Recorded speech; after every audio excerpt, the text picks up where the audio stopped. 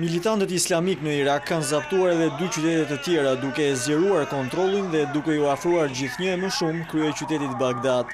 Aktivistët e grupit të lidhur me Al-Qaedën, Shteti Islamik i Irakut dhe Levantit, përparuan në provincën e Dialos, në lindje, pranë Iranit dhe Bagdadit, pasi kanë marrë më herët nën kontroll qytetet e Mosulit dhe Tikritit në veri. Militantët sunit kanë njoftuar se nuk do ta ndalin ofensivën e tyre duke ju drejtuar edhe jugut, të mbizotruar nga një shumicë islamike shiite, të cilët militantët e ISIS i quajnë të pabesë. Luftimet e ashpra mes militantëve dhe forcave qeveritare vijojnë.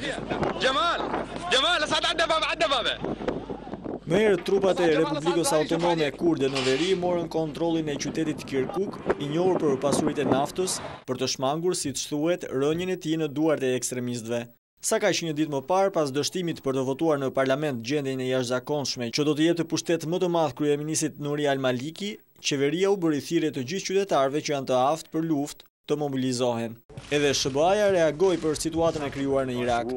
Presidenti Obama tha se vendi i tij po shqyrton të gjitha mundësitë për të ndihmuar Irakun që t'i luftojë militantët islamik dhe këtu përfshihet edhe një ndërhyrje e mundshme ushtarake. Obama nënvizoi se Washingtoni zyrtar kërkon të sigurojë që xhihadistët të mos fitojnë terren në Irak.